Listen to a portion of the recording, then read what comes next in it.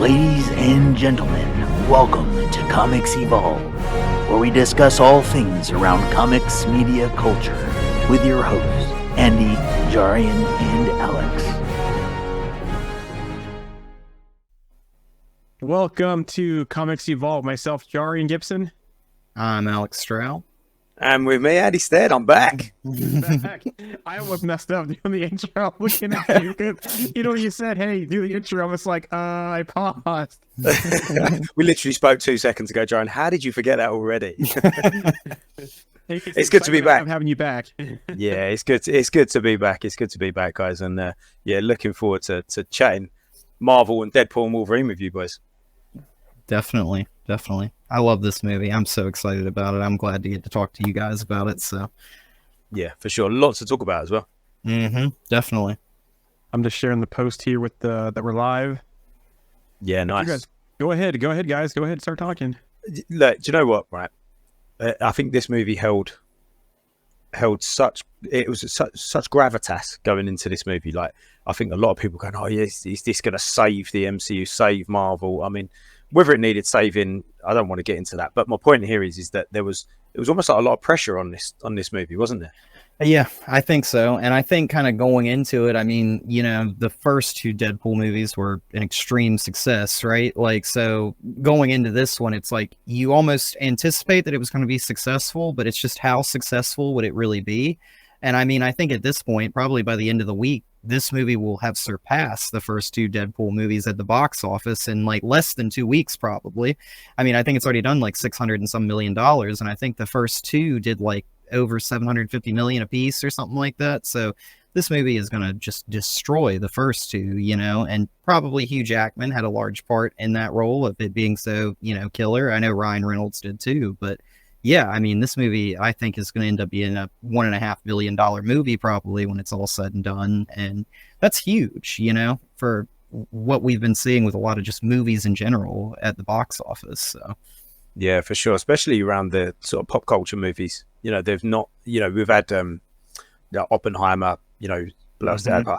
I guess Barbie was done really well, which I guess you could call that as a pop culture movie. But in regards to sort of comic book, superhero, that kind of movies, we've not seen a great deal of success in the box office in the last sort of couple of years, really, 3-4 years even.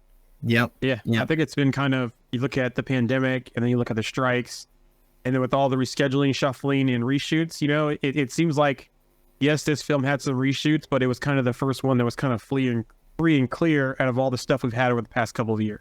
Yeah, for sure. But yeah, I think, like you said, it's multifaceted as to why there was so much pressure on this movie. Pressure because it was Disney taking on Deadpool. Pressure because Hugh Jackman was coming back as Wolverine. Pressure because it was to save Marvel, to save the MCU. Pressure because the first two were so good. Pressure because it's the first R-rated MCU movie. So many reasons as to why there was a lot of pressure on this particular project. And we can get into it as we go, but I think it absolutely delivered on pretty much every front. I think it absolutely smashed it out of the park. Yeah, I think before we even made it really past the intro, like I was like, all right, I was worried that like Disney would basically neuter this movie a little bit in a way, right? Like, and they did not do that. Like, just from the intro alone, just the very beginning where he's like killing all the TVA agents and everything, and it was just brutal, like watching some of that, it was great. But I mean, the amount of F-bombs that were dropped in this movie were 100 and something, like far more than any other Deadpool movie. So the writing was phenomenal. So I think Disney kind of behind the reins was something that everybody was a little bit concerned about, but I think everything ended up being great when it was all said and done, And talking about the rating. So talking about your rating. So obviously the rating in America was R-rated, yeah? Yep. Mm-hmm.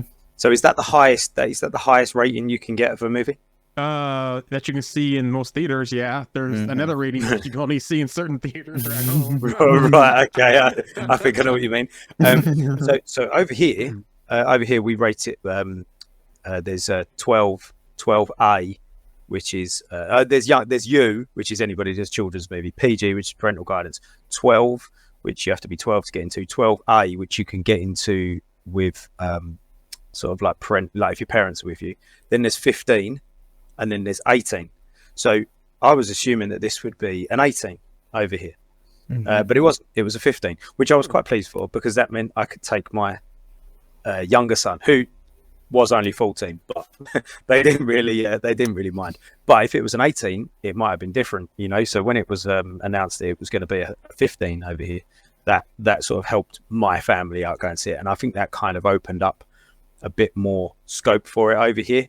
But so I'm guessing then, by your face, Joe, and when I said about the fact that it was a 15 and not an 18, he's R-rated, kind of your 18. Is there an age to that? Yeah, because we have G, which is, you know, basically all the Disney cartoon movies. Then we have PG, which is parental guidance. PG-13, which has to be 13. Then we have NC-17, I believe. And then we have rated R. So you have to be like NC-17, like most like older teenagers, and the rated R, of course, you probably have to have a parent with you. Yeah, so that's interesting. So obviously younger people in Britain got to watch it, as opposed to not in America. Are they very strict out there where you guys are in particular, or? They don't care. No. As long as you're an adult, they don't care. Jimmy Cloud from the chat here said, we had a bunch of kids at our second viewing Tuesday at lunchtime. Yeah, there was not many kids when I went. I know my son wanted to go see this, and he has not seen a Deadpool movie in theaters. I think he's only seen the Christmas one on TV, and I think my sister may have let him watch the TV versions of the first two movies without us knowing. But I was like, let me go watch it first. My wife, I got home, I was like, there's no way my son can see this.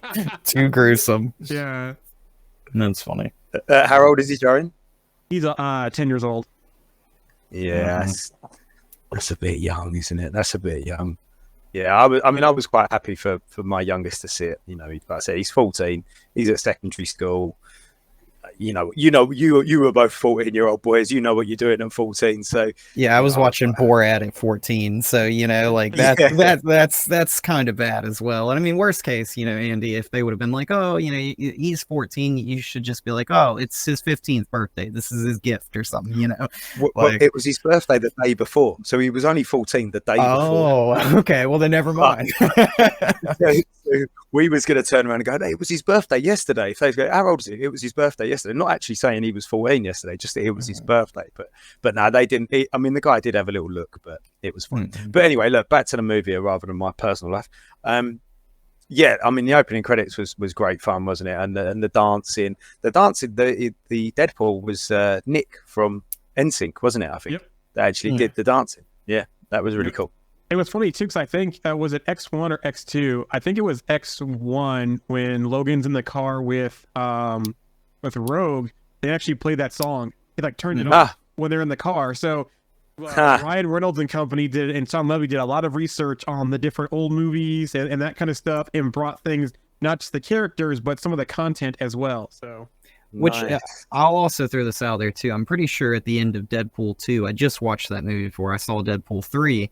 They actually had that scene with Celine Dion where, you know, he is like, you're at an 11, go ahead and dial it down. This is Deadpool 2. We need a 5.5 tops kind of type of deal. I'm pretty sure at the end of that movie, after she says, beat it, Spider-Man, he's like, oh, next time we're just going to use NSYNC or whatever. And then the next movie starts off with Deadpool dancing to NSYNC. So I was just like, wow, dude, that is so funny, you know, like going into... The way that second movie kind of flowed into this third movie was really good in quite a lot of aspects, I think. You know, I would have loved to have seen Domino and a few other characters like Cable.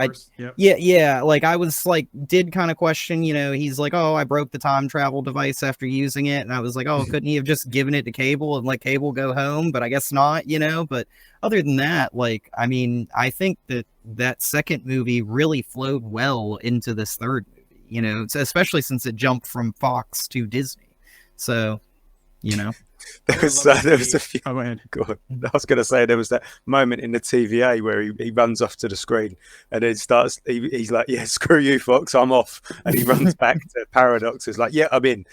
That's quite fun. Yeah, I was hoping we would get a Brad Pitt Vanisher cameo as they're like at the end when he's back and with everyone there at the very end in his apartment. That also we just see Brad Pitt there just hanging out. You know, I've been here the whole time. Yeah. The fact that when he actually vocalized it, didn't he? He said, they said not to touch Logan and not to go anywhere near that kind of like, well, screw it, we're doing it anyway, and just like digging him up. I just thought it was quite fun. I thought it really poked fun of itself, didn't it? The whole movie, the whole time. It did. It did. I'll just say this. I thought it was really like, I was like, how is he just breaking off the adamantium bones off of Wolverine and throwing them? Like, I was like, I got a little bit of an issue with that, but this is Deadpool, so I don't really care, but it's like, it was so funny seeing him just like break off pieces and throw them at TVA agents. And then when he put the claws on, I was just like, this is amazing. Like, I love this, And they had that great scene where he like stabbed that one dude in the crotch and another dude in the butt, and then he couldn't get him out. And it was just like him going back. It was just so funny and hilarious. Typical Deadpool, So there was a moment in that fight where he said I think one of them said, he said, make it stop, or somebody said, make it stop. And then the TVA agent said, Mangold tried. That's funny. They totally had me fooled as well, because I thought the snow scene we saw in the trailer was Age of Ultron. I thought they were going back there making fun of that. I did, especially with the reports of them saying that, Logan was off limits, but I guess in certain ways it was, but in certain ways it wasn't from what we saw. I was just so surprised that they had him actually pull out the skeleton and sit there and talk about, like, oh, well, Wolverine team up would have been nice, just kind of just like hanging out talking. I thought that was so funny. And you're right. Like, I think a lot of people were like, they won't touch Logan. And it's like, no, they like he said in the first movie, he touched that movie all over, like basically like kind of going forward in the beginning of this. So honestly, it was great seeing what they did kind of with that intro. It was fun. It was funny seeing him dance. And then also it was gruesome at the same time, which was very interesting. It was like a nice little, how they would cut to him dancing to Bye, Bye, Bye. And then all of a sudden he's beating somebody with Wolverine's skull like a mace, like it was just hilarious. So if I'm not mistaken too, that's the same universe that he's already in with where Logan happened, but it happened in the future. Yeah. So going by the end of this movie, there's 2 Logans in that universe currently right now. So I wonder how that's going to work out going forward, unless they just kind of gloss over that. Yeah, that I think, you were saying, Alex, it was a smooth transition from sort of the last movie into this movie. I agree, but I think if you look into this movie, there's probably plot holes all over it. It's probably full of indiscrepancies and just like inconsistencies all the way through it. So but then again, how hard, you don't need to look that hard at this movie. It's not that type of movie, is it? No, but I mean, like, I know people were like asking questions about like when he goes and he talks to Happy Hogan. At first, when I'm sitting in the movie theater and I see that scene, I'm like, oh, what is he at Marvel talking to Jon Favreau? And then like quickly I realized that was Happy Hogan, and I thought it was Jon Favreau sitting in his office at Marvel surrounded by like Iron Man stuff because he worked on the Iron Man movies, So I was like, okay, like, yeah, like that's probably, but then obviously he was trying to be an Avenger and all that kind of stuff. They could have just made that a Marvel thing, like She-Hulk taking out the panel and, coming out into Marvel kind of type of deal. But they didn't really have to. But, like I said this before we had our previous podcast, like, worst case there, like people are complaining, oh, well, that time travel device didn't really like have him hop universes. Well, that's fine. This is Deadpool, right? It doesn't have to make sense. Like, Deadpool doesn't make sense most of the time. Like, he literally just like pop out of panels or address the audience and be like, oh, you don't like that? Well, we're going to do something different now, and so I think there was a lot of fourth wall breaks in this that like, they could have probably done a little bit more. And I don't really think if he would have been sitting in Marvel, I think it would have been a little bit funnier, because there was like a very serious tone about him not getting to be an Avenger kind of type of thing.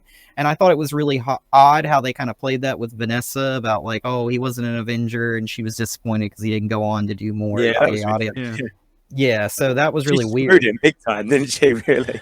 Yeah, so then like at the end of this movie, it's like she seems like her tone kind of changes, but it's like, well, he's technically saved you twice now, right? Yep. Because like he saved this universe and everybody in it with Wolverine, and it's like all of a sudden your tune's kind of changed. So I don't know. I thought that was a weird kind of couple things that they did with this movie, but again, it's a Deadpool movie, right? Like this was the focus of this movie was Deadpool meeting Wolverine, which is something that he's wanted for 2 movies. So this was great, kind of just moving forward in that vein, And I was telling my wife too, and I think my brother as well. I was like, you don't go to this movie for the story. I go, the story's backseat to Deadpool Ryan Reynolds doing Deadpool, Yeah. then, you know, getting together with the Fox universe type stuff and closing that out.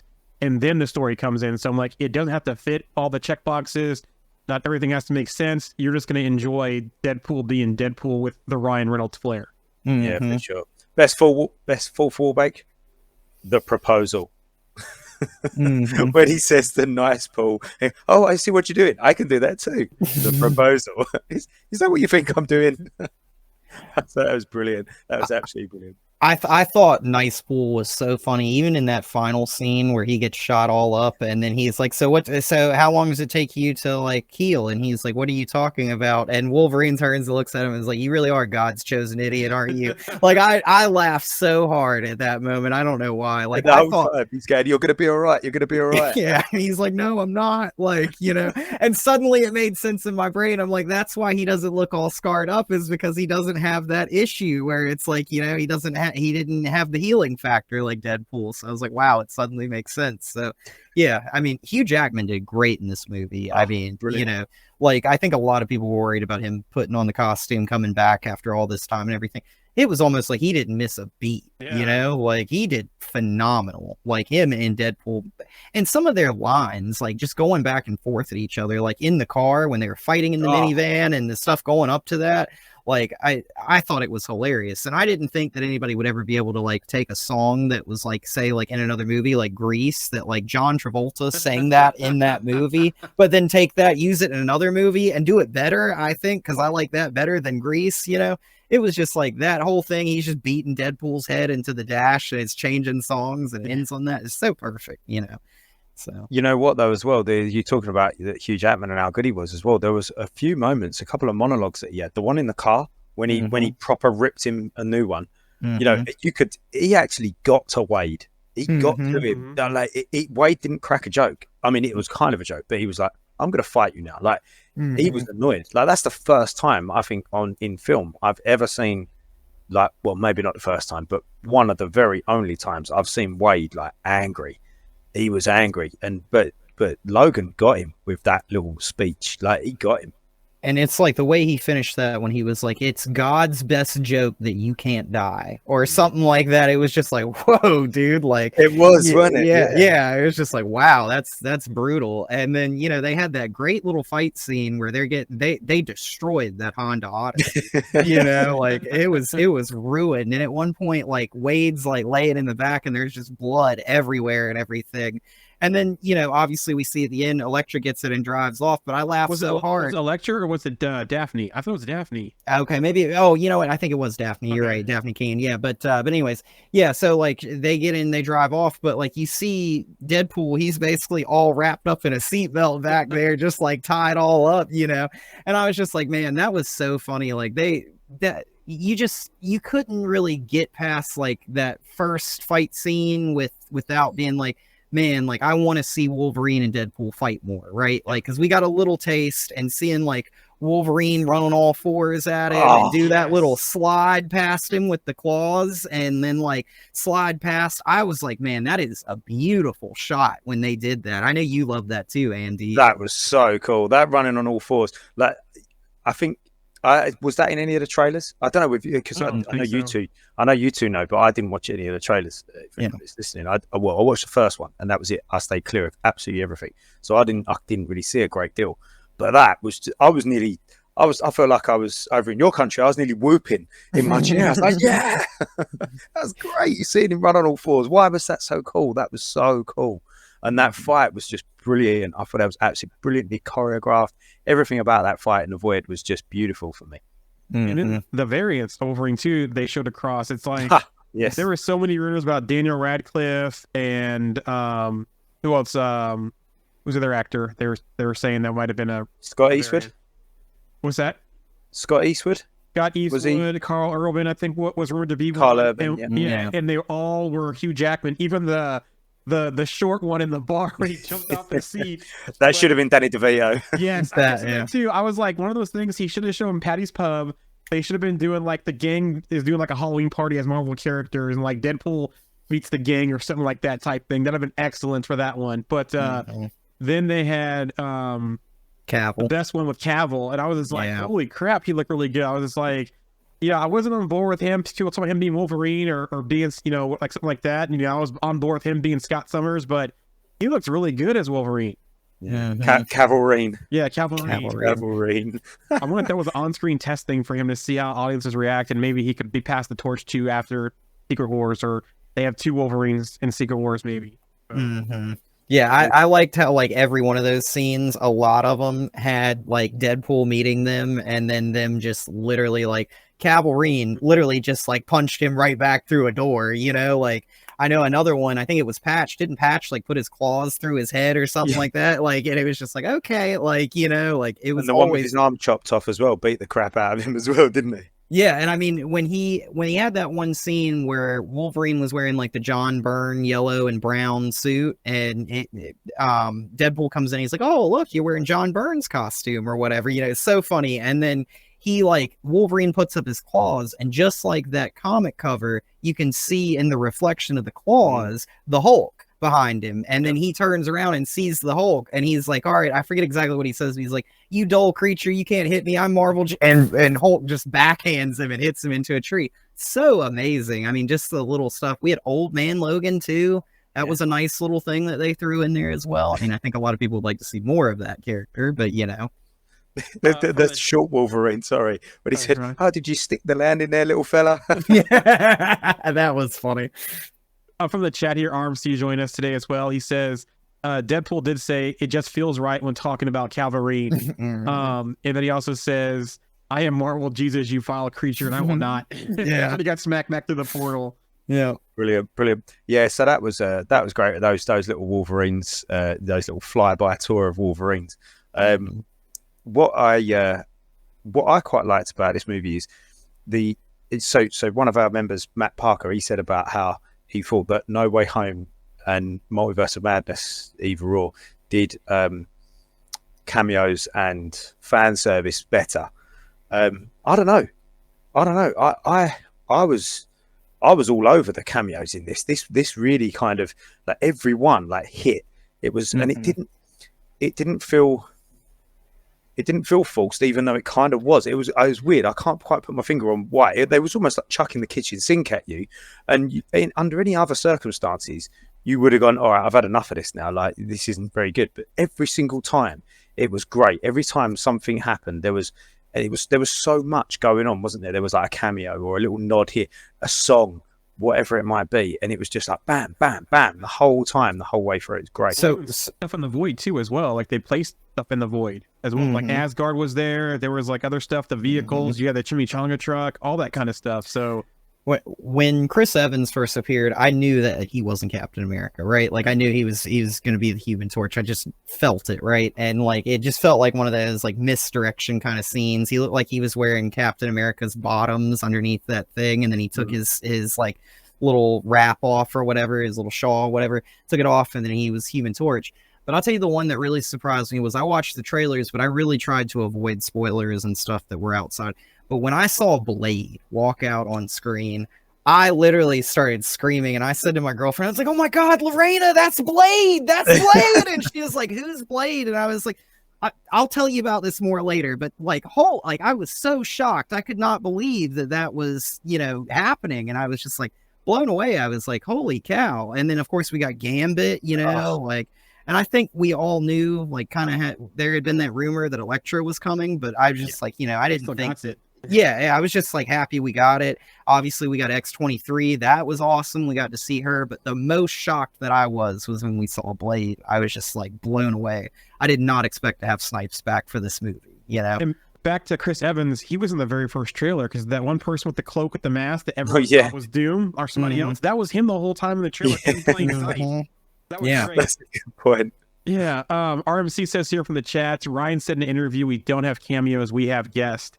And Jamie says, I'm amazed Wesley Snipes was kept under wraps until premiere. For real. Too, as well. And he looked exactly like it in that line when they're going back to that showdown with Cassandra Nova. I'm the only Blade there ever was and ever will be.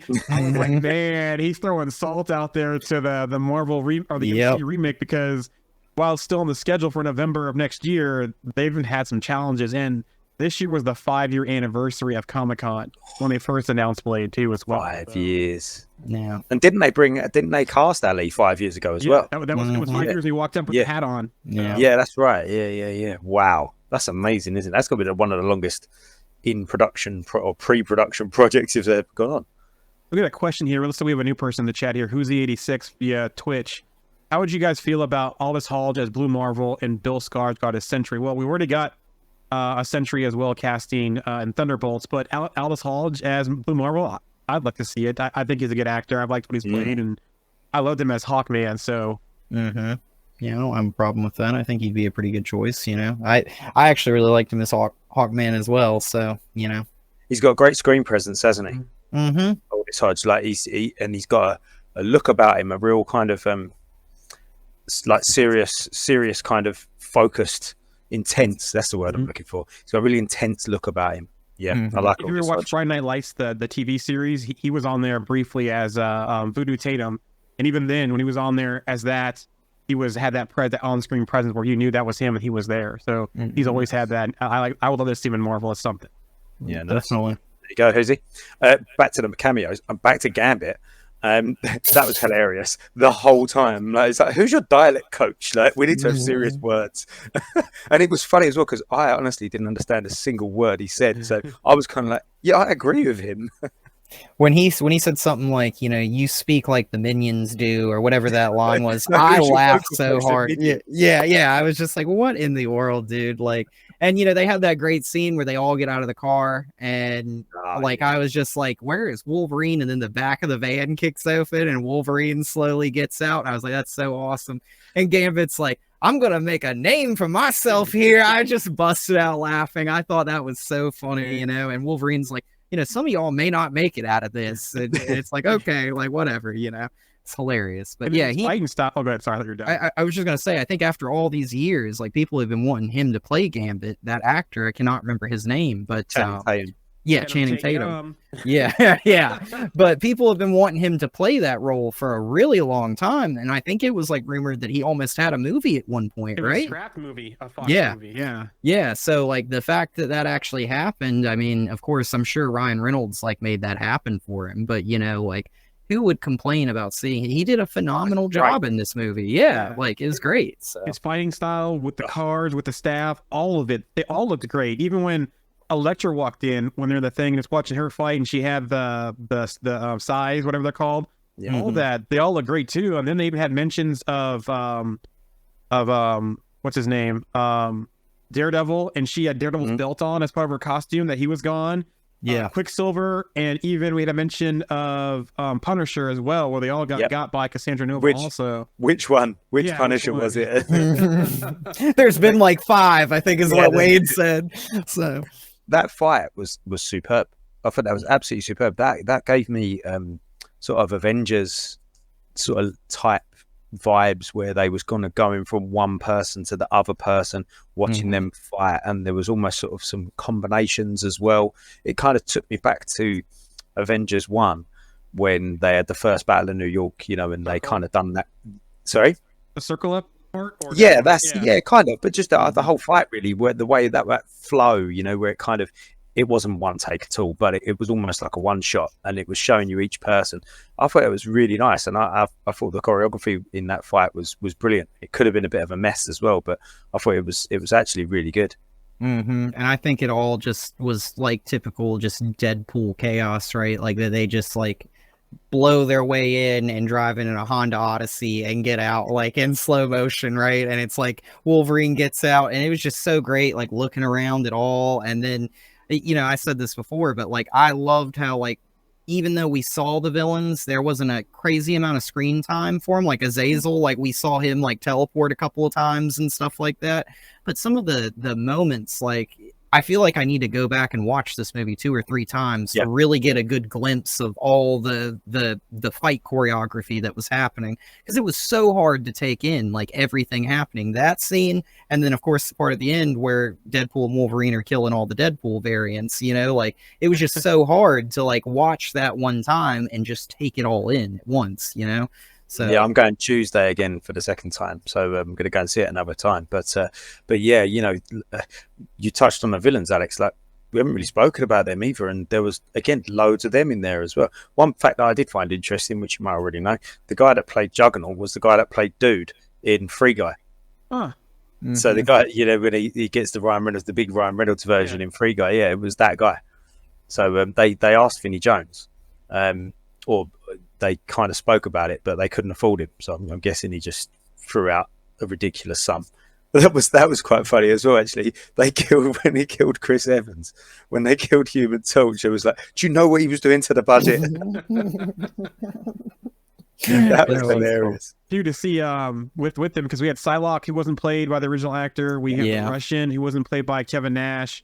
Olivia Munn was Psylocke, I believe, in the second iteration of the Fox movies. So yeah, interesting too that they had to improvise there. Going back to the screenplay, RMC from the chat says the Game Up movie, they had a screenplay written for a long time, Brett greenlight, and then stopped. So there was a project in the works for that. Cool. Again, the Toad, that wasn't Ray Park. So yeah, I mean, obviously they brought back these villains. So with that in mind as well, it just goes to show that they were a little bit selective about what villains they brought back, because if they didn't need the original actors to play the villains, they could have just made anybody play them, couldn't they, really? So it was a considered, or some considered decisions. It wasn't just like, well, just throw everybody in there then. So well, and I think one of the funniest parts was when the Human Torch dies, Deadpool goes, well, that was my least favorite Chris, right? Like, and so when they go and they meet like everybody else, he's like, please tell me you got Magneto here. And they're like, no, he died a long time ago. And he's like, of course, Disney picks the one time to short the budget, and it's like, okay, whatever. But then they bring up the Human Torch and he's like, yeah, he's probably still out there, he's fine. He's probably out there. And Wolverine's like, no, he's not, he's dead. He's like, but we don't know that for sure. And he's like, well, that would be an awful existence to live if he's still alive. It's so funny, so great. And then what do you guys think about as far as villains? Cassandra Nova, I thought she was great. Yeah, I thought she was a great villain. The way they explained her, they got her early and put her out there to kind of control over the Void, control Alioth, that kind of stuff, because we don't know what happened with Alioth, especially after Loki and everything that happened in season 1. Was it season 1 or 2? Season 1. Season 1. Yeah, after the Void and that kind of stuff. So she was pretty good. She had the sling ring. She had 2 Infinity Stones, but it didn't seem like the Infinity Stones work. Just the sling ring did, or am I mistaken on that? I didn't even see the Infinity Stones. What did she have? It had a Time Stone and a Reality Stone. Yeah, in the sling ring. Oh, right, okay. Strange. Yeah. I felt like that was kind of like the sling ring was kind of like space, and then it's like time and reality. So maybe she could go to any like time, reality, or space, with that sling ring kind of type of thing. But I think the creepiest thing about her, like I had seen her do what she would do, where she would like stick her fingers into people in like comics and stuff, right? But like seeing that on screen was incredibly like creepy, because like I think with Paradox, she like stuck her fingers and they were coming out of his nose and everything. Yeah, like it was like creepy. It's like, oh gosh. It was very well done, wasn't it? The CGI. It looked great, and her fingers looked like almost like long and demonic when she was doing it, And that one scene where they get to her and Wolverine and Deadpool are like trying to fight her, and she's basically like telling them that she's going to kill them whether they let her go or not. And Deadpool had basically like, got behind her and like had her in a headlock when she was in Wolverine's mind or whatever. And she's like, let me help you. And he's like, no, this was a trap, basically.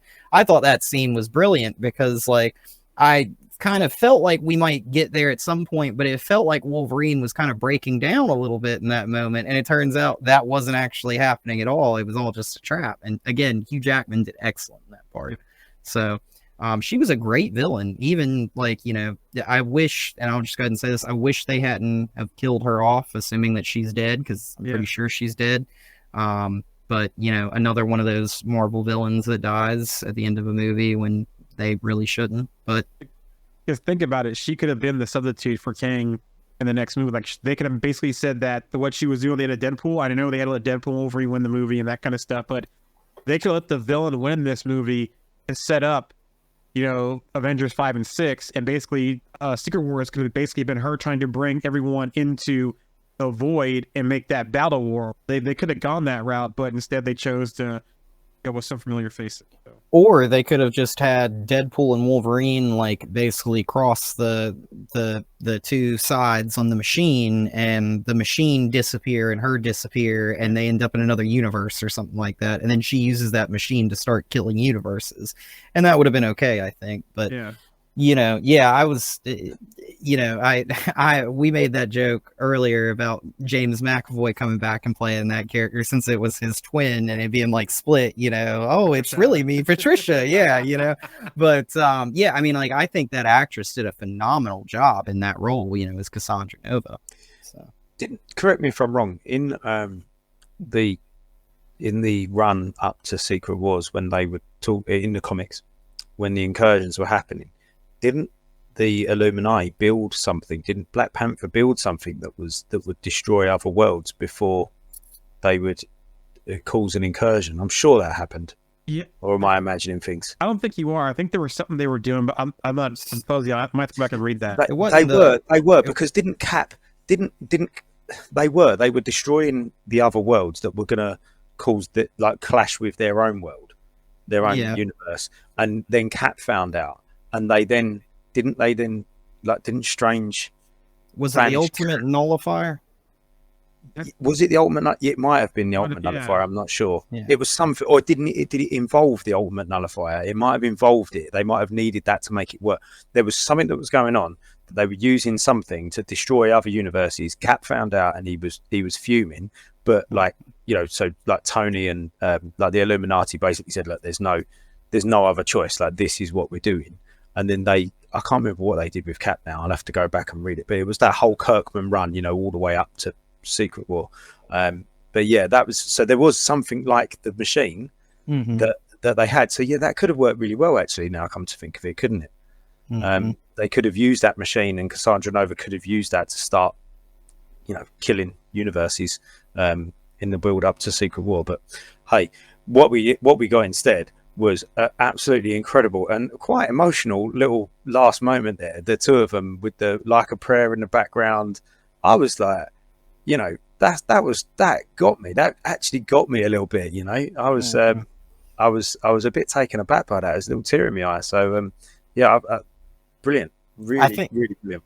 I think that scene where like Deadpool he shuts the door, locks Wolverine out, and he's like, I'll just do this myself, and then he starts like pretending to be like, I guess, Superman flying and all that kind of funny stuff, right in front of the glass. But then like I was like watching him try and pull that thing over to get to the other side, and I was like, obviously he's not going to make it. And it seemed like Wolverine was getting ready to rip that door down because he kept on ramming it harder and harder and harder.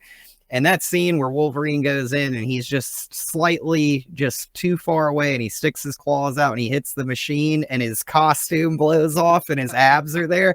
I think everybody in my theater busted out laughing in that moment because it was just like so funny. Like, I don't know why. And then like I saw somebody was like talking online right after the movie. They were like, that was actually Hugh Jackman's abs. And it was like, well, I guess people were expecting him to like have CGI'd abs or something in for that movie or whatever. But just that they did that for some reason, it made me laugh so hard just going into that. There was a lot of comedy in this movie, but there was a lot of serious moments. Yeah. And that moment, like going into that room, was so serious until Deadpool hit him in the head with the fire extinguisher and then shoved him out and was like, this is my universe. I've got to save this, and shuts the door. Because Wolverine's basically making the argument, I don't have anything to go back to. So I can just die here. You just let me do it, and it won't make a difference, right? Like, let me kind of get my, I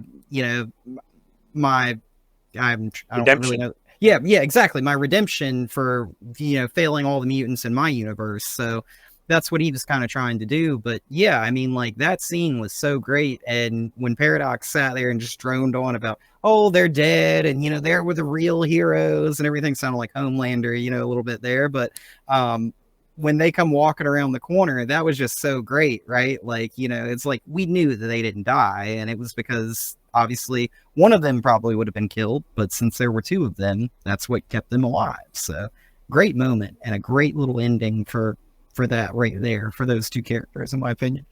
The other thing too is Peter saving the day with all the Deadpool variants, right? Yeah. He comes rolling in like, hey, Peter, it was kind of interesting too that in that whole fight, that only Nice Pool was the one that could not regenerate. Everyone else woke up, regenerated, and were ready to fight again until Peter comes and saves the day. So, and then that whole thing between Peter and B-15 as well, that moment, where she's like giving him the eyes, kind of thing. So that was pretty cool too as well. Yeah, we forgot the Deadpool fight. We skipped that bit, didn't we? There was and we got our little Stan Lee cameo on the side of the bus. Yep.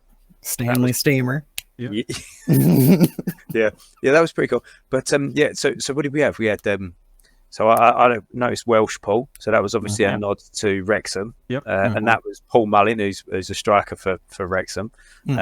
His kid, Ryan and Blake's kids, they played. That was the baby and the kid Paul, wasn't it? The baby, I thought we'd have a moment. I thought Wolverine was going to go and kill the baby, and then Deadpool was going to be like, "What are you doing, you monster? You can't kill a baby." And he's like, "Don't worry, he'll come back to life." What else did we get? We got the Cowboy Deadpool. Yeah, Matthew McConaughey. Yeah. Who else did we have? The one that had his arms chopped off. He had little baby arms at the end. Yeah. Was the samurai one? Was it the samurai one? Samurai one. Yeah. Gladly was the lady pool. Yeah. Yep. And Head Pool, that was Nathan Fillion, wasn't it? Yep. Fillion. Head Pool. What else did we get? There was the sort of futuristic, like robot type Iron Man suit type Deadpool. That was pretty cool. I can't remember what else we got. What else did we get? I'm trying to think. There was apparently a Canada pool in there. Yeah, I saw that one. And of course, we had Dog Pool. Yeah. Dog Pool, of course. Yeah, Dog Pool was hilarious. There was one Deadpool variant that was Tom Holland's brother as well. Yes. Yeah, I saw that. Yeah. I'm not sure which one, but one of them. Yeah, there you go. Look. Yeah, there you go. James just said, "Yeah, thank you." But there was some cool ones in there as well. But yeah, that was quite funny when they all just sort of got back up again. That scene when they bust out the side of the end of the bus, that was quite cool. So somebody said in my theater, like, I can't remember if it was somebody I was sitting with, like one of my friends, or if it was somebody around me, but like literally after they go through and they kill all the Deadpools and they start all getting back up and everything, they're like, "Oh, I forgot they could regenerate." And it was like, well, yeah, like it was so funny. Like I was just like waiting for him because like Wolverine has that great moment where he pulls that helmet on and puts on, the mask and the helmet and everything like that. And Deadpool is like basically like, what do you save the good stuff like for last or something? And he's like, well, for killing mostly. And then he's like, they're talking about killing all the Deadpool variants, and Wolverine's like, what? I get to kill a bunch of you? Of course I'm game to do that, basically. So seeing all that, and then seeing Peter kind of come in and turn the Deadpool corpse like to not want to attack Deadpool was hilarious because all of them have Peter variants apparently. So, very funny. Oh, the way that was he when he said "We are Deadpool," it just made me maybe think of "We are Groot," of that, or "We are Venom," that it had that little play on it. But yeah, I thought that whole sort of bit at the end with the joining of hands and that whole bit, that, like I said, that got me. I thought that was really emotional, as did the credits, the mid credits, the scene that the behind the scenes. And I've said this to a few people, like I feel like this, like that, just typified how I felt about like the whole movie. Like the whole movie felt like it was for me personally, like it was actually for me. And going, do you remember all these movies that you've watched over the last 20 years? All these things that you've read from the books or you saw in cartoons that came alive, and like they're gone now. Like this is the end.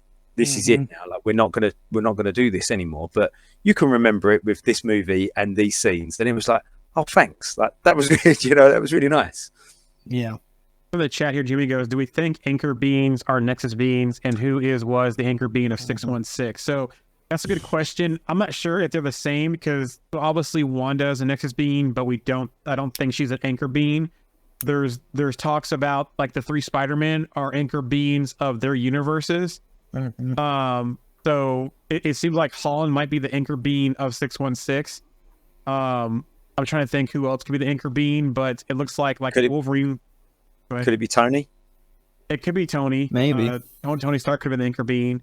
Like Wolverine was the one of him and Deadpool's universe. So interesting to see, like, once we get into Doomsday and Secret Wars, if they expand more on this, because it was rumored that the King Dynasty would have basically been about anchor beings across the different multiverse. So I wonder if they're still going to touch on that when we get into Doomsday and Secret Wars. I kept on thinking that they were going to like do a little rug pull there where they were going to actually reveal that the reason why they pulled Deadpool out of his universe and into the TVA was they told him that Wolverine was originally the anchor being, but it was actually going to be him. And it was going to be one of those like, hey, like now that you're gone, we can destroy your universe kind of type of thing because like we've got you now kind of type of deal. And, you know, he had that funny moment where I think it was like the second time that the Deadpool corpse appeared. He was like, you know, this is Deadpool Prime speaking or whatever, you know, like, so I kept on thinking that they were going to do something like that, but obviously they didn't. I don't think that they'll do that, you know, kind of moving forward. But yeah, I mean, it was kind of interesting seeing that Wolverine was the anchor being in that universe because it was 2029, I think, in the Logan movie when he died. So for them to kind of, I don't know, I'm going to guess it was 2024, 2025 in this Deadpool movie. So they said that the Paradox says right at the beginning about time, like it doesn't, and we know that anyway, time doesn't work the same in the TVA. But he said as well, like, because didn't Wade say to him, how long does it take before a universe dies? He said, oh, it could take a couple of thousand years once it's anchored. But which I guess is minuscule in the grand scheme of things. You know, that's 5 minutes to somebody like Paradox where time doesn't, you know, mean much. But yeah, I've seen a few interviews with different people, and Kevin Feige in particular, where people are asking him about who's the nexus being of, the anchor being of 616, and obviously he's not saying. But what he has said is, I like the fact that you're asking that question, which kind of says that it'll be important. Yeah, that's it. Yeah, that it's going to be important. And I don't know. I just feel like, you know, with the casting of Robert Downey Jr. as Doom, or as Victor Von Doom, that it could be something to do with Tony Stark in the 616 being the anchor being. Like, they could have cast anybody as that. There's a reason that they've cast Robert Downey Jr. as Victor Von Doom. It's not because he's Robert Downey Jr. Do you know what I mean? It's not because he's a good actor, and it's not because he was Tony Stark. Like, that's why they've cast him as him. Like, there must be a reason in the story that it needs to be Robert Downey Jr. and not just because it's Robert Downey Jr. Does that make sense? Yeah, and that goes with what Jimmy's here saying in the chat as well. I think as Tony and everything fell apart when he died. Yeah. So it could be, but just think about the moment where Peter Parker and Doom were going to square up against each other, and possibly getting Peter Parker in the Venom suit and RDJ as Doom, and then we're all looking at the face saying, wait a second, you know, all being confused. So the Doomsday and Secret Wars are going to be a very interesting dynamic with that, if they show his face and they don't go with the deformed, scarred face of Doom. I think narratively speaking, like, it would make sense to make Tony the anchor being, right? Because like, even after his death, and of course before he died, like Avengers 2012, you know, like that takes place like with the Tesseract and everything on top of Avengers Tower, which is, or not Avengers Tower at that point, but it's, you know, Stark's Tower at that point. Then of course Ultron, you know, all of that in the Age of Ultron, that was directly because Tony was involved in that. And then, you know, all the stuff going into Avengers Infinity War, like he developed time travel, which like ultimately led into Endgame. And then you got to also think like he had the Stark Relief Foundation that would go in when bad things would happen and like help people. And he was always like doing something. And even after he died, like he did the Edith thing for Tom Holland's Spider-Man, which was even dead, I'm the hero, you know? So it's kind of like one of those things where it's like Stark's reach is just far in the MCU. And it seems like Thanos knew him as well. Yeah. It seemed like Thanos knew him. So from across the universe, not just on Earth, but across the universe, Thanos knew him. Yeah, and I think a large part of that was because he piloted that missile into the fleet that was, you know, coming in. And it was like Tony was willing to sacrifice himself in that moment. And Stark obviously creates a lot of collateral damage. So good and bad are directly caused by him. So, you know, like everybody kind of knows a Stark. You know, if it wasn't him, it was his father. They know his father still, and yada, yada, yada. So. And if we're just still going forward, too, look at Wakanda Forever with Riri, how she was getting Stark plans and, you know, building her own suit. And then we're going to get an Ironheart series. You know, what else are we going to see from Star Tech in there? And then supposedly the Armor Wars movie is still going on, too, as well. So there's all kinds of stuff that we're going to see residual going forward from Stark in the MCU. Mm-hmm. Yeah. Arms Yeah. chat here. Oh, bad, Andy, if I read this. No, go on, because I think that probably relates to what I'm going to say. RMC says, I feel like they're trying to wrap up the multiverse saga with safe bets. I'm completely good with that. RDJ, Russo's, and even likely true rumors of the villain winning in the first half. I kind of agree with that, but it almost feels like I just hope they don't try to do the same thing with Infinity War and Endgame, like they're going to do in Doomsday and Secret Wars. Yeah. I also hope because it's the same writer as well. I hope they don't give us a big plot hole like Cap Return of the Stones, or even what they do with the Hulk in those films. So hopefully there's some redemption there. They don't leave those kind of plot holes in these next two films. Well, what are the dates for those two films? Have you got them off the top of your head, Joe? 20. Oh, here I'll tell you. I thought I had them on here. So it's 26 and 27, isn't it? Yeah, they're coming out pretty quick. So I'll have to look them up. We've still got a few years for a little bit of exposition yet. Probably another Doctor Strange movie in that time as well, which could be quite important. Doctor Strange, Shang-Chi, Armor Wars, could even find the Strange. Yeah, could even find the Strange as the anchor being of the 616. Yeah. Obviously, the Ancient One held him in quite high regard. She knew who he was even before he was Doctor Strange, so he could be the anchor being. And he was obviously very important across the multiverse as well. We saw in 838 that he was the one that defeated Thanos, and so could be Strange. But anyway, back to Deadpool and Wolverine. So like I said, the credits were awesome. There was I'm going to look as well on Tuesday when I go back, because there was things written in the credits which I didn't notice, that I literally noticed right at the end. There was something written. I was like, that's not a name. That was Deadpool taking the mick, So I'm gonna see that again, and I'll report back on Tuesday. But and then obviously the end credit scene was hilarious to see Chris Evans, because as much as like I know you said, Alex, it was Human Torch, but he's so synonymous with Captain America, isn't he? That you can't help but feel that was Captain America doing, and they knew that. That's exactly what they was going with as well. They were going with the fact that this is Captain America. Look at him swearing. Look at all the bad stuff that he's saying. It was brilliant. It was so good. Well, it was so. I'll just go ahead and say this. It was so funny when Deadpool walks up and puts his arms around him, and he's like, "Oh, go ahead and say it." And he's like, "Flame on!" And he's like, "Wait, what?" Like, he didn't say Avengers Assemble. Like, what is going on here? So, and it's funny from interviews too, is that Chris Evans wouldn't have came back if it wasn't for Ryan Reynolds. That's the reason why he came back and did this. It wasn't for the money. It was because of Ryan Reynolds. And even when you talk to Channing Tatum about him being able to get the opportunity to play Gambit on screen too, again, Ryan Reynolds. So it shows you how much pull that Ryan Reynolds not only has with Marvel right now, but also with the actors that he was able to get to come back to play these roles. I saw that with Wesley Snipes too, and Wesley Snipes said he got like a phone call from Reynolds, and he hadn't talked to him in like 20 years. And Blade 3. Yeah, we never got on. No, brilliant little nod. That was great. That was great. And he was like, first I got a text, and then he called me, and we talked about it. And Snipes was like, they're never gonna bring me back, but like if you think you got the power to do that, I'll probably come back if you can pull that off. And then Ryan Reynolds pulled it off, and he came back, and it was like, it's phenomenal seeing that. I reckon if Ryan Reynolds wasn't an actor, there's another universe where Ryan Reynolds is a second-hand car salesman. And I reckon he could sell ice to an Eskimo, that guy. I think he's just very persuasive. I just got a feeling he's very persuasive. He's got the gift of the gab, hasn't he? And he's charming, and he's got that kind of, charisma. Well, what was Wade Wilson in this movie? He was a car salesman, Well, I didn't even think about that. With the hair system. Yeah. Hair system. Nobody knows. Everybody knows. And that scene with the whole event.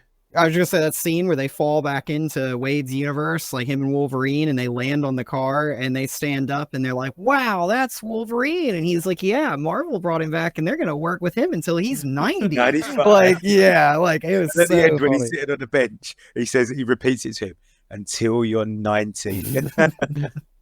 But back to Snipes, it seems like the whole breakdown between Snipes and Reynolds was all because that Snipes is a method actor. So I guess the whole time when they filmed Blade Trinity, he was like in Blade mode the entire time. Yeah. They could not form a relationship, and that kind of messed with Ryan Reynolds, I guess. And all from that misunderstanding, that's why they haven't talked for years. So Okay, can you imagine it would just be a comedy watching that happening? Like, so like the Snipes is just on and off screen the whole time production. He's just Blade, and then there's Ryan Reynolds dicking about.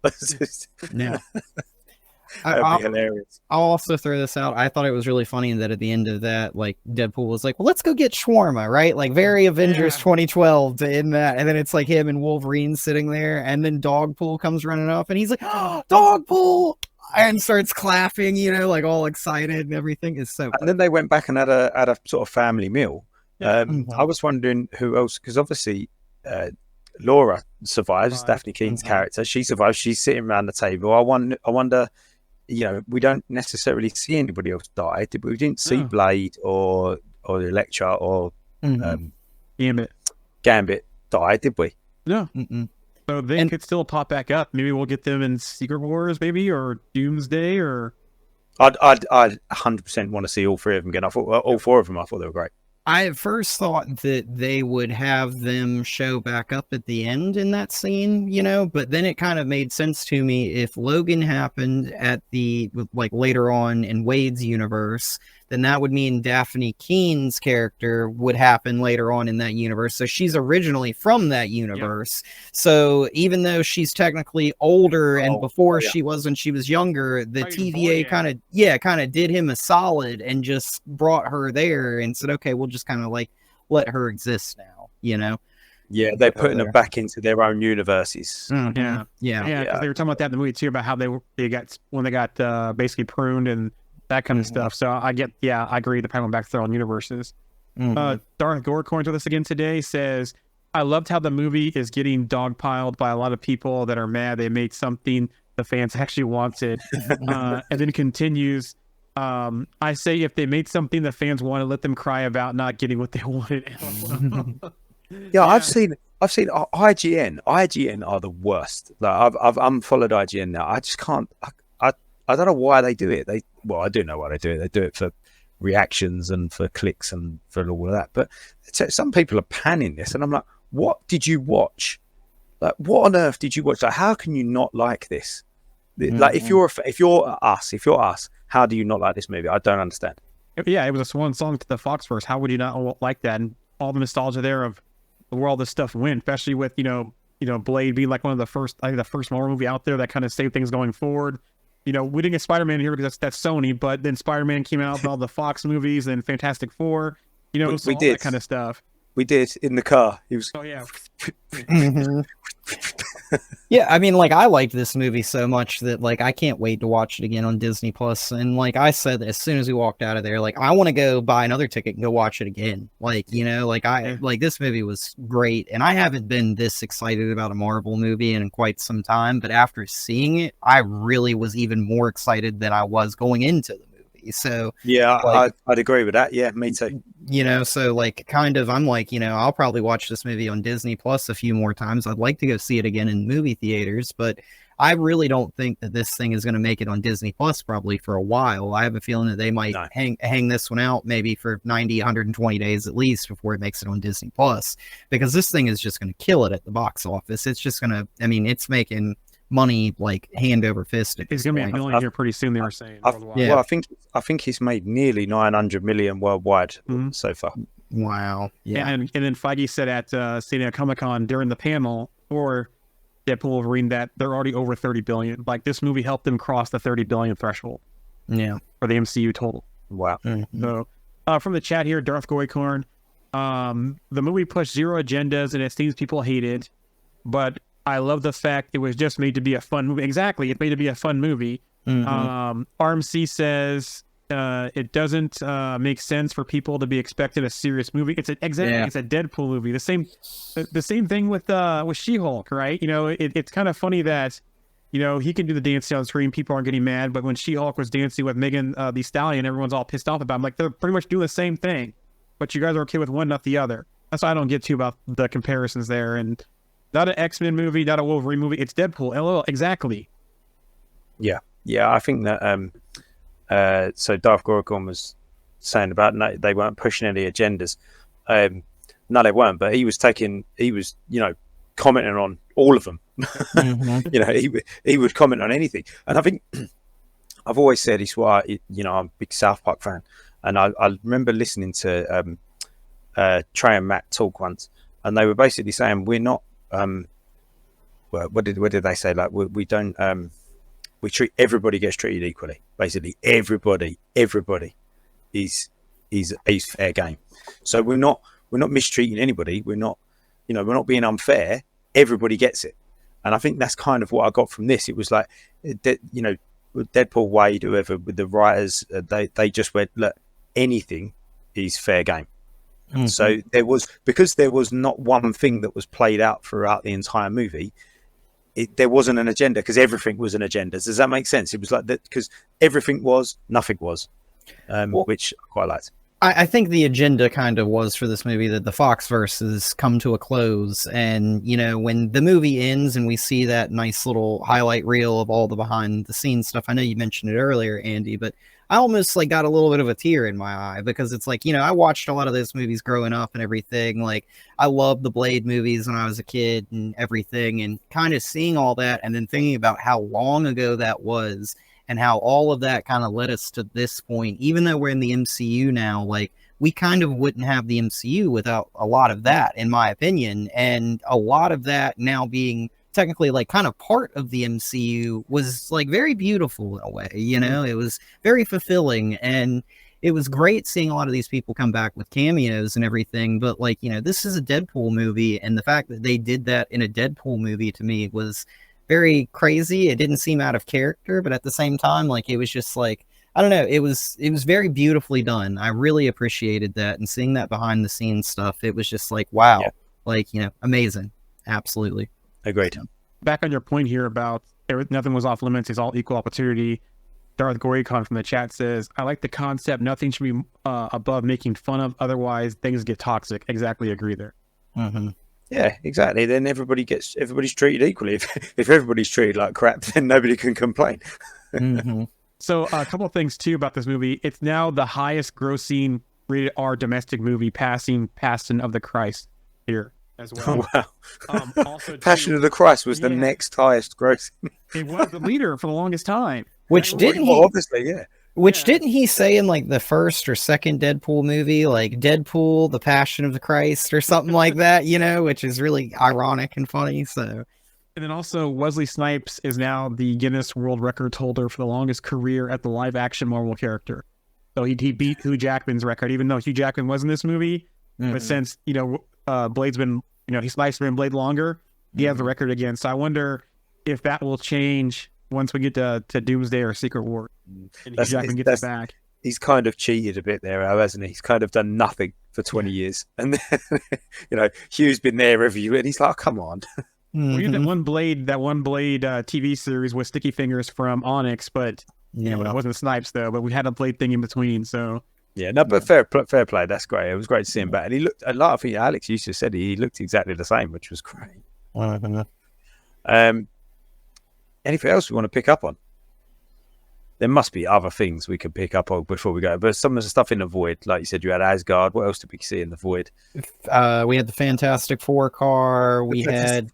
We had exactly. We had the Chimichanga truck, right? We had the giant Ant-Man. I'm pretty sure when they flew out of Cassandra Nova's, when Alioth came that first time, they got on a broken Sentinel's leg or something and took off when they flew out of that.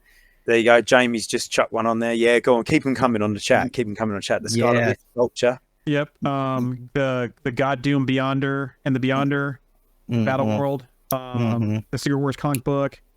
The broken bottle of the radiation poisoning from Incredible Hulk with Stan Lee drink. Okay. Thor's helmet. Yes, there was a classic Thor's helmet. Yeah. Captain America shields, Hulk's bed from Ragnarok.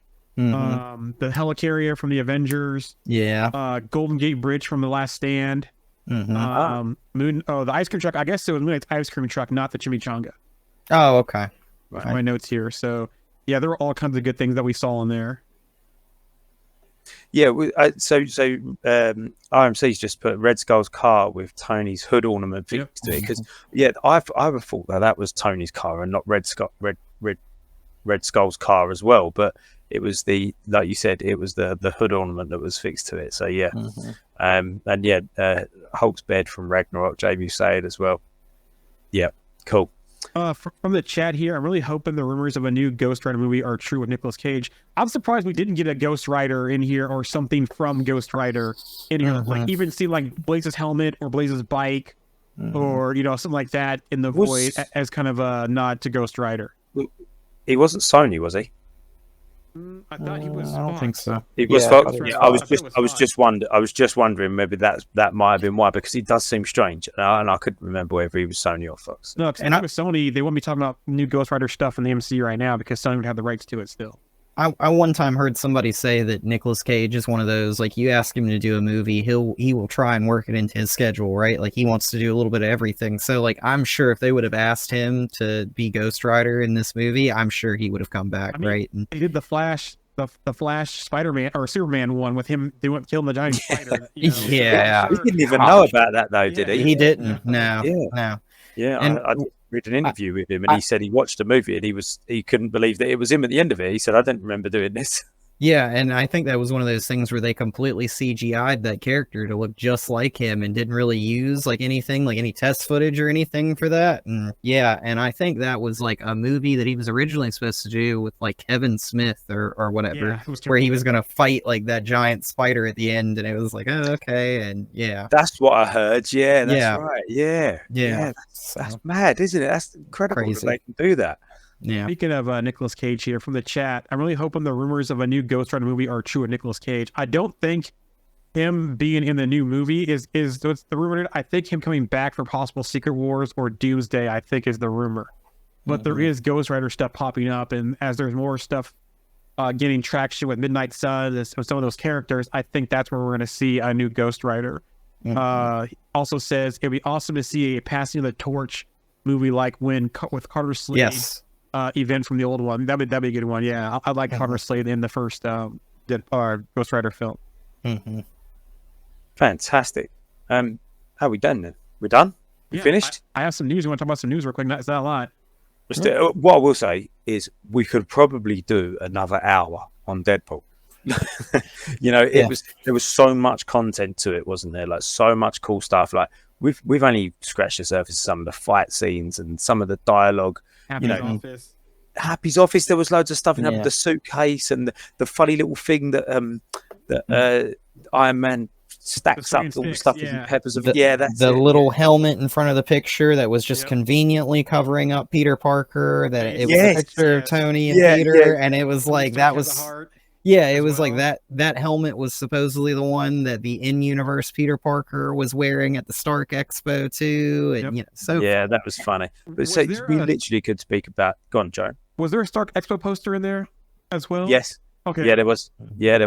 But yeah, we could speak about Deadpool for another hour, and I think we're all going to see it again at some point. Maybe we can do we can revisit a Deadpool Wolverine revisited show in a couple of months when we've all seen it again and we've had time to digest it a few more times and maybe seen some more news that's coming out about new projects. But that Mark V briefcase in there too, that was nice because that is one of the greatest Iron Man suit ups ever, like seeing him put that on. So surprised we didn't see Whiplash's whips in there. That'd be kind of cool to see as a trophy.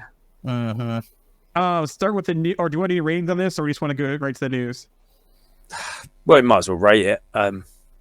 It's difficult. It's for me. It's got to be. If I don't want to say 9 out of 10 because that's a lot, but it's close. It's close. 8.5 to 9. 8.5 to 9 out of 10 for me. Yeah, for me personally, I honestly was really worried about this movie. I expected that it would probably be a little bit worse. I know that sounds bad than the first 2 Deadpool movies because I just didn't expect them to go as deep in as they actually did and have all the foul language and all the funny stuff. The line about Pinocchio made me laugh so hard. I think I was laughing for like 2 minutes when he said that. He's talking to everybody, but yeah, I mean, like some of the stuff was just so great. I'm going to go ahead and say it. I will give this movie a 9 out of 10. I would probably give it like a higher rating just because like it's Deadpool, right? Like I love Deadpool. He's a great character. I was so shocked with how much I love this movie. This is now my favorite Deadpool movie out of the 3. and I will probably rewatch this movie more than the other two a bunch of times, you know. And I think it fit in. I just can't get over how well Deadpool 2, Deadpool 1 fed into this movie with everything going on with the TVA. It was like this was just like the greatest mistake that ever happened, that everything could align so that they could get everything to kind of just mesh together, right? So I'll give it at least a 9 out of 10. So I don't know numbers wise I'm going to give this, but for me, this is the most entertaining MCU movie to date, right? Mm-hmm. If you look at it for what it is, it's the most entertaining MCU movie out there. You know, as far as like shock moments and cheering, Infinity War is probably like my biggest one for shocking and cheering moments. You know, Thor coming into Wakanda, them getting the snap done, you know, those shocking moments, Thanos winning, because I always want to see a villain win. Where, you know, just seeing the cameos and some of that stuff with Hugh Jackman. So for me, it's the most entertaining one of MCU for me.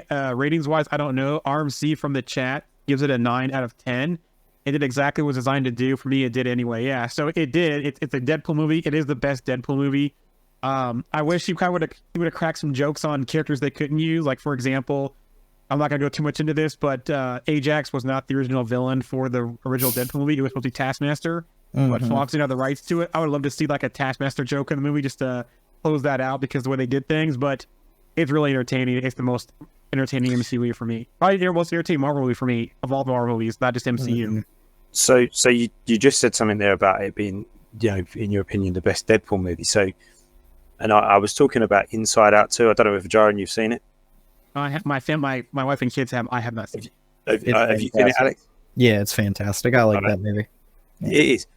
So now, I think Inside Out is better, the first one, than the second one. However, I think the second one is cleverer. It's more complex. There's more sort of intricate writing in there. It's really, really clever. Like, I don't think it's as funny, but it's kind of one of these ones. You know, rather than a laugh. You know, I just think it's clever. So with Deadpool 1, I think, and Deadpool and Wolverine, I'm going to compare those two. I think Deadpool 1 is probably a better movie, but what you just said there, Jaren, about it being more entertaining, it probably is more entertaining. And that sounds like a crazy thing to say, but it's almost like Winter Soldier and Civil War. Like Civil War just hits you with these big moments every 5 minutes. You got like, you know, Black Panther turning up and fighting Bucky, and the airport scene, and all of these different things, Giant Man, and, you know, all of these great things that happen. But Winter Soldier is a better movie, but it probably doesn't have those massive moments that Civil War has. And I kind of feel like that with this, like what Deadpool and Wolverine got me jumping and got me excited, but I kind of feel like Deadpool 1 for me was probably a better movie. It's a weird thing to kind of compute, but that's kind of how I feel. Well, it's an origin story too, in a way. So how he kind of got his powers. So we saw Wade in the Wolverine, you know, whatever that movie the title was, and you know, and the whole debacle with that at the end, and you know that's kind of been rectified with the Deadpool franchise. So yeah, this is an origin story though, outside of what we saw Wade Wilson early on. But as far as him being Deadpool, it was a Deadpool origin story. So I agree with that. So you know how in Inside Out 2 they keep having nostalgia appear, and they're like, "We're not ready for you yet. You go away." You know, kind of. That's kind of how. Okay. Like, you know, I think for this movie, what really was mind blowing to me was I didn't realize that I had so much nostalgia for the Fox verse, right? So like seeing all these characters again on screen was like crazy to me, because like it was just like I didn't expect it to pull those heartstrings, you know. And I didn't expect to think about those movies so much and just think about all of that and where we had been. And then to see that behind the scenes stuff, I think that for this, like for me, it was kind of like, it was a great, like putting the icing on the cake kind of the Foxverse, right? And it was like, hey, we're done with that. We've moved on now, but it was great while it lasted. That was a big part of all of our lives, and for those characters and everything. We're going to see these characters again, probably not with the same actors. And of course, Hugh Jackman coming back was also icing on the cake. Like, I could not be more impressed with how well he did. I was shocked I was expecting him to be a little bit like older now, maybe not the same as he was in the previous, but he absolutely killed it. Yeah, absolutely killed it. So I think that, yeah, this was just one of those things, like the send off for the Foxverse was what really did it for me, that helped me push this up, you know? Just didn't realize that I had that nostalgia for Fox at this point, you know? So Only getting comic accurate Wolverine costumes in a Marvel movie too as well. yeah, I agree. So on to the news here. First one is Deadpool Wolverine. Via People, Chris Evans revealed that he memorized the full monologue for the end credit scene. I was like, cue cards, I'm showing up off book. I don't get to say that dialogue like this. Trust me, I'm going to enjoy every second of this memorized. D23 is Friday, and I expect, since Comic-Con focused on the next couple of phases, phase 5 and 6, or whatever phase we're in now, they're going to focus on shows. So probably going to get things about Daredevil, probably going to get things about Ironheart, probably going to get Agatha, probably we'll find out, obviously, animation stuff too as well. So all those shows, because I know Ironheart is next September, I believe. So we're going to get all those, probably focus on shows, and that's going to be Friday. This Friday, wow. Yeah. Wow. There is some Marvel schedule updates. It was talked about around Comic-Con that Blade was removed from the schedule, but Blade is still dated for November 7th, 2025. Now, that still could move as well, but they are halfway done with the script and all those different things. So look forward to that one. July 24th, 2026 was removed. Now, we know that Marvel does not control the Sony release schedule, so I wonder if this is to make room for Spider-Man 4 in 2026. Now, there is an untitled movie, July 23rd, 2027, and then also November 5th, 2027, which that could be like a Shang-Chi 2, that could be a Doctor Strange 3, Young Avengers, Scarlet Witch, you know, all those projects, Armor Wars. And these are the first dates as far as 2027 post Secret Wars as well. So, via Daniel RPK, all MCU projects between Avengers Doomsday and Avengers Secret Wars that are not prequels will probably be set in Battle World.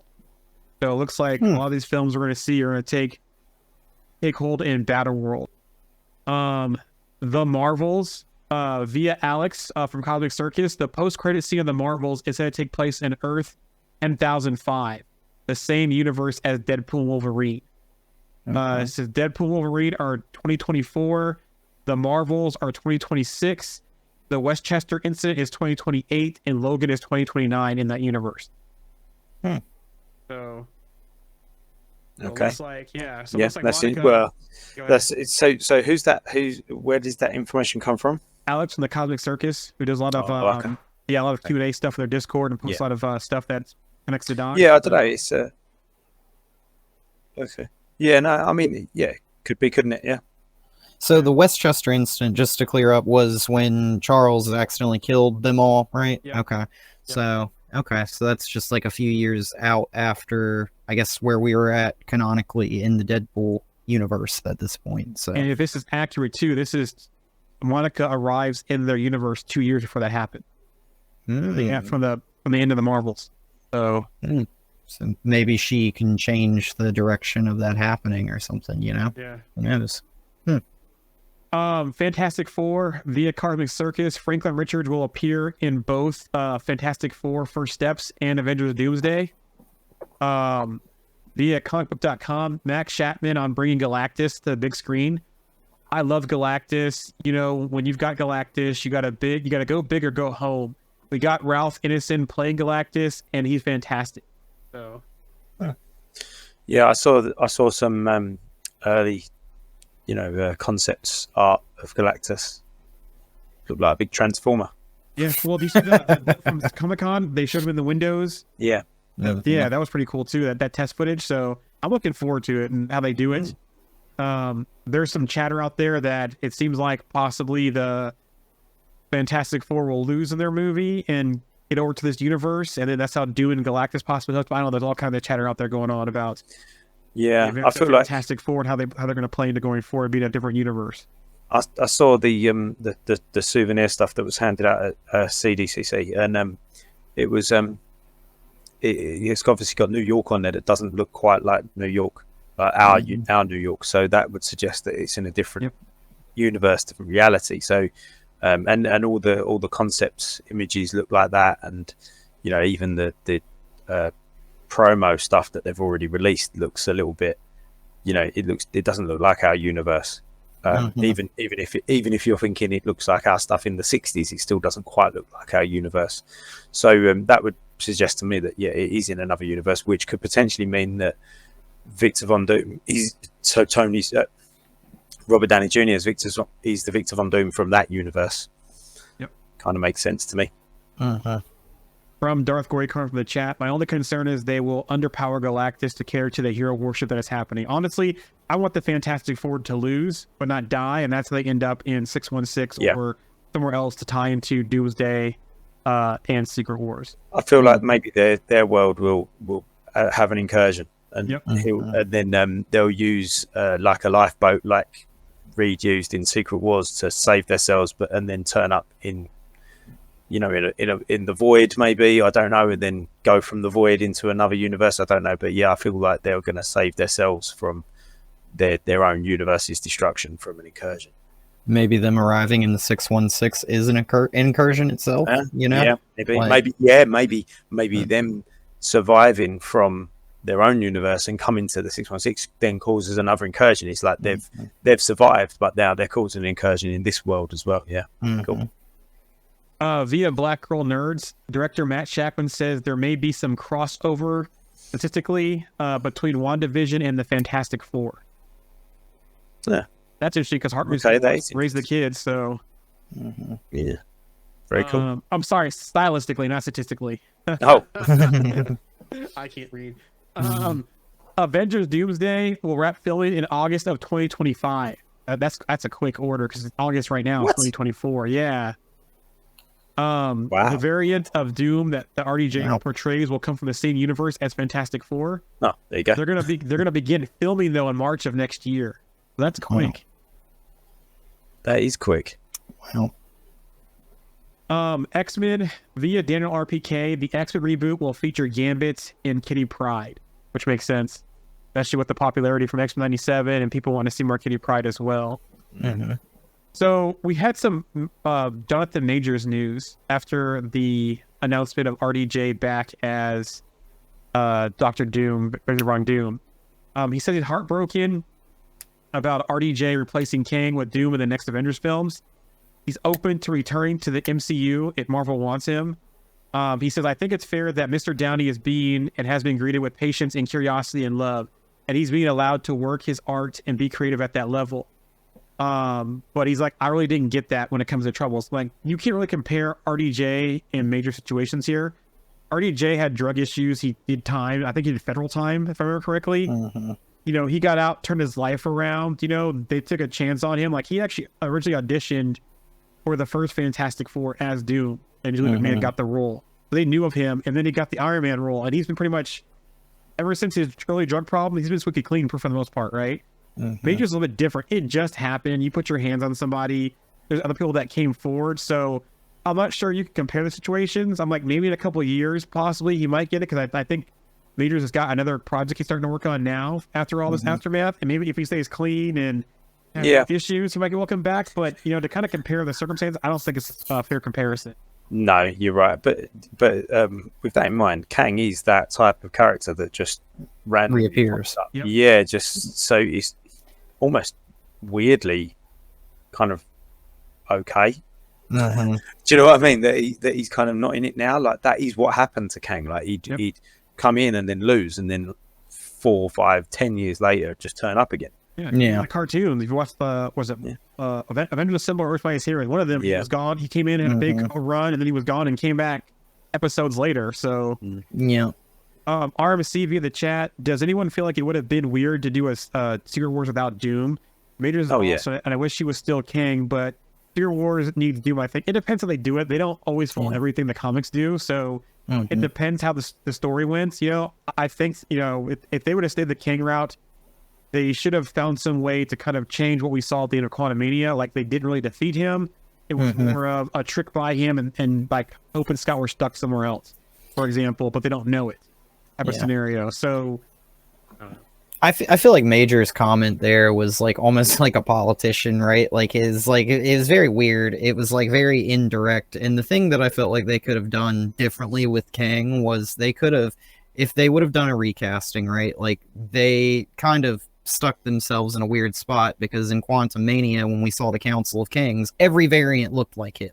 Yep. Like everyone looked like Jonathan Majors. So it's like, okay. But, you know, they could have just done something at the end of Loki or in another project and been like, hey, we tried to remove Kang and now there's different, it's like different actor, but we got different Kangs, but it's still, you know, a Kang, like, you know. So it's like we tried to make a change, but we didn't really change anything. We just got different versions of Kang, more or less. And it's like just different actors, you know, playing the character. And I felt like that would have been fine. But like, yeah, kind of looking at Secret Wars, I think it would have been weird to do it without Doom, but I don't really think it would have been that bad.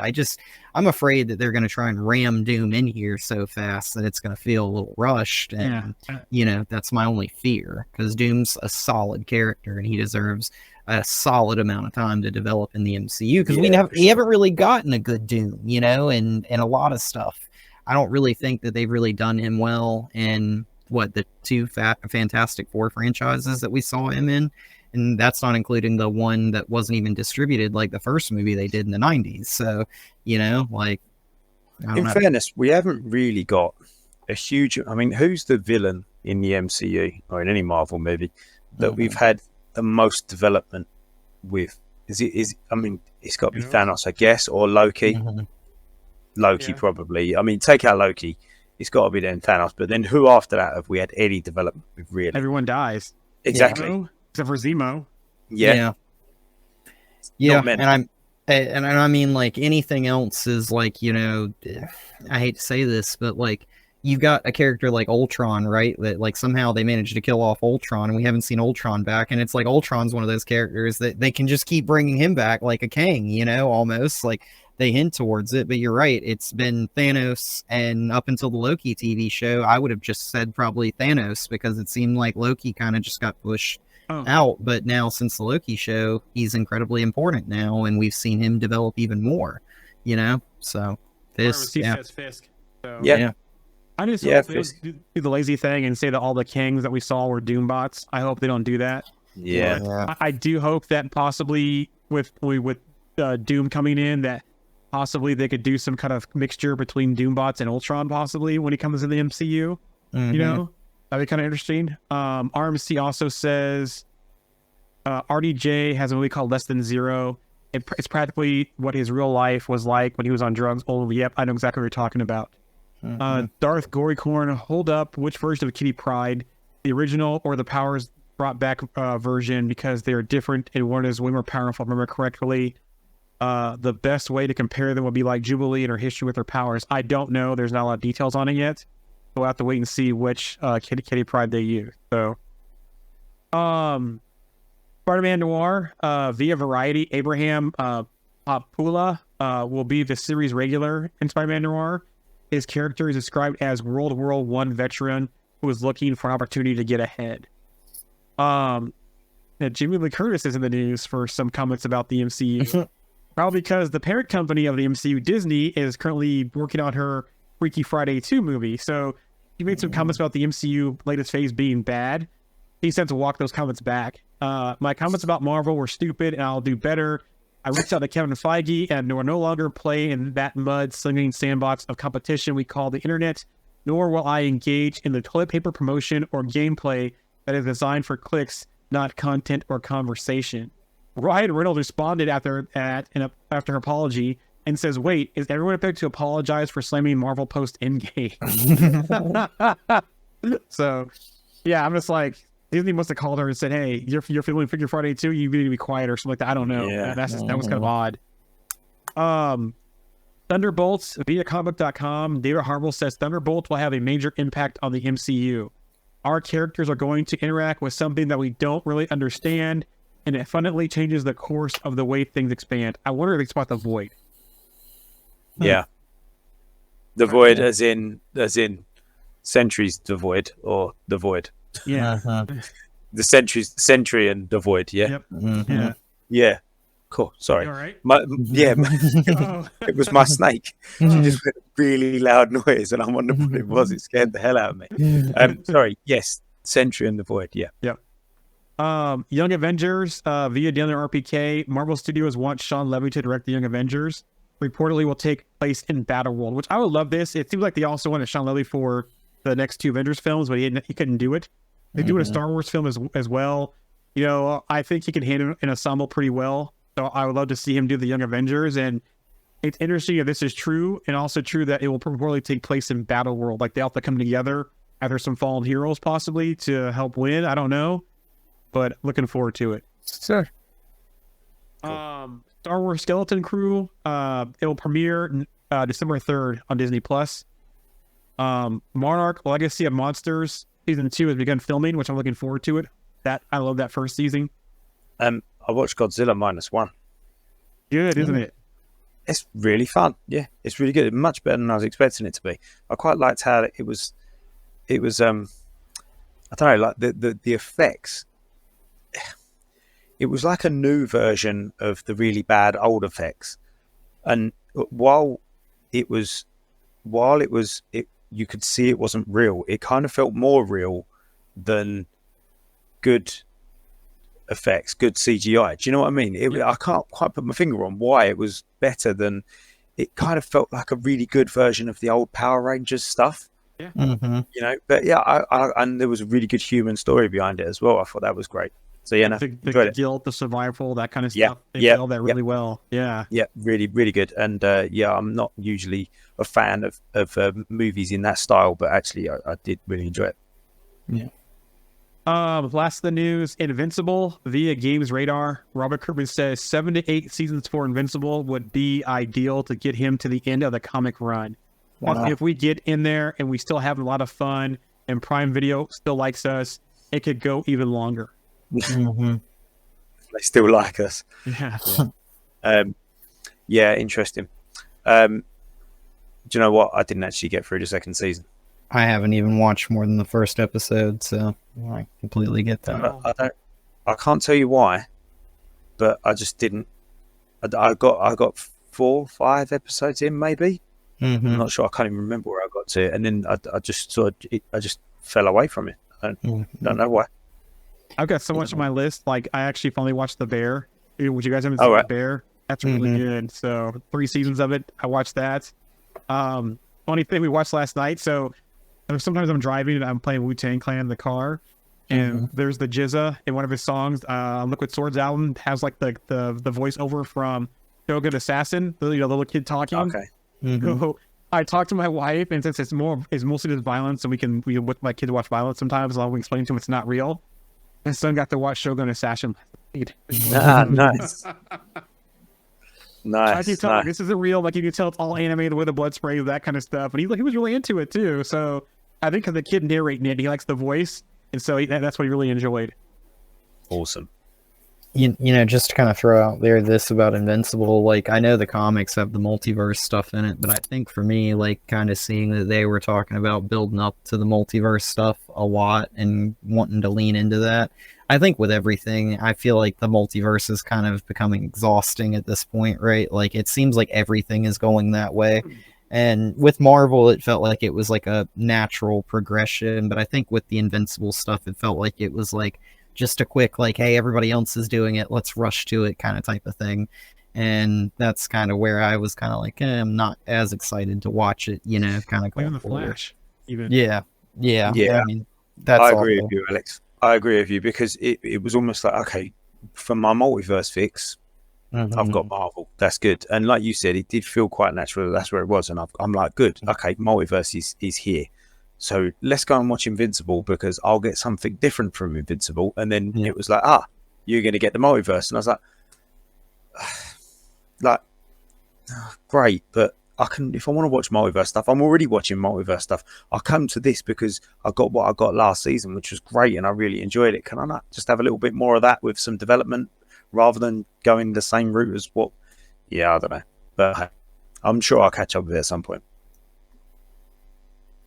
Oh, I will too. I just think that there's so many I was just gonna say, I think there's so many solid stories that can be told out there without the multiverse at this point, and tons of people will watch it, right? Like, and that goes for comics related stuff and non-comics related stuff. And I mean, time travel and multiverse and all that kind of stuff. I think just everybody's kind of wanted to do it now, and who knows, maybe it's something that they'll kind of take a back seat once, you know, a lot of the content starts to get out there, and you know, it's been watched for so long. Maybe we'll shift to some other kind of style stuff. But yeah, I just feel like, you know, we have kind of ended up there in a lot of projects and universes at this point that's not like, you know, just it's not needed for everything, you know. So there's plenty of stories that they can tell without it. So yeah, I'm looking forward to like the monster saga, you know, the MCU. You know, we got to tease Work by Night. You know, I want to see more of that kind of stuff. Get into Midnight Suns. You know, get into more of the cosmic stuff. Like we barely touched on the cosmic stuff at all in the MCU. Mutant Saga we have, you know, there's all kinds of ways they could go with it. But yeah, and then I'm liking the animation more better, I think, because the animation, they can do a lot more stuff quickly, and then get through stuff, and then it's not, you know, doing the same thing as what live action is. And so I'm hoping we get some big announcements at D23, you know, Spider-Man 98, Fantastic Four cartoon comes back, Earth's Mightiest Heroes, Avengers Assemble, you know, bring that stuff back and start doing more animation style stuff, because that's a good break from the current live action stuff as well, I think. And I'll say this about the cosmic stuff. I'll give the Marvels some credit here. I really think that other than like Guardians of the Galaxy, right, like the cosmic stuff's been relatively untouched for the most part. Like obviously we saw some of it in Endgame with getting the stones and going to Titan and all that kind of stuff, you know, seeing stuff off Earth. But we spend most of our time on Earth in the MCU, so kind of seeing, you know, a lot of that stuff off-world in the Marvels, I think, was kind of refreshing, you know. So, RMC from the chat here says, "Yep, it is for me at this point. I like it, and I'm excited for Doomsday and Secret Wars, but I'm ready to have that be done now. Anchor Bean, Nexus Bean, Incursions, blah blah blah. Bring on the mutants." And then he goes, "And the soft reboots, whatever that means, hopefully it means everyone gets recast." I don't know if they recast everyone. That's what I'm going to see too, because you still have some pretty good young actors that you could still use and keep forward with. But it might be confusing to, actually, it shouldn't be confusing to people watching it, because familiar faces. I think it'll just end up exactly what happened with the comic. They'll keep some from some places and others from other places and new ones from other places. But I know what you mean about the sort of anchor being, nexus being, timelines, universes, dimensions. It's like, oh god, what's a timeline? What's a universe? What's a dimension? What's a, you know, there's so many different. Yeah, it's just, it gets a bit much after a while. You just want a good story. Just give me one world, one country, and tell a good story. But yeah. I know one thing: Disney's going to be keeping Hugh Jackman on until he's 90. So I mean, he'll probably be around. So, yeah. So here's a good one: maybe keep the Young Avengers. I could see that. Maybe start off with him. You know, that'd be pretty kind of cool to start over with the Young Avengers and going that way. So yeah. All right, we wrapping up. Yeah. Jarian's stuck. Yeah, am I? Visually, you're stuck. But for me anyway, on my screen. Look, lads, it's been great to be back. It's been awesome to sit here and chat Marvel, especially about such a cool movie. And yeah, next week I would have seen it again, so I'm sure I'll come with another load of stuff that we can talk about as well. So yeah, looking forward to doing it again. Yeah, it was great having you back, Andy. And my wife and I foresee it sometime. We have time to see it, so I'll go see it again too as well. Looking forward to that. And I think she's excited because we just keep talking about it, but she hasn't seen it yet. So she's got some questions, so that's good. Yeah, it was great. It was great having you back, Andy. I'm sure that this movie is going to be one of these things where we will probably talk about this movie 2 or 3 times in the future at this point, you know. I might go see it again in theaters, and I feel like I'm probably going to watch it 5 times on Disney Plus whenever it comes back out. So, you know, great movie. I'm very excited. You know. All right then, chaps. Thank you, everybody. See you again. Yeah. Hey, don't forget to like, subscribe, follow the page so we get the page stream back. You can always catch us on YouTube, Kick, Provo, or Twitch. Twitter, not right now because they changed the rules there also. But on the page-wise, please follow the page so we can get that portion back on Facebook. Awesome. All right. See you next time. See you next time. Yeah.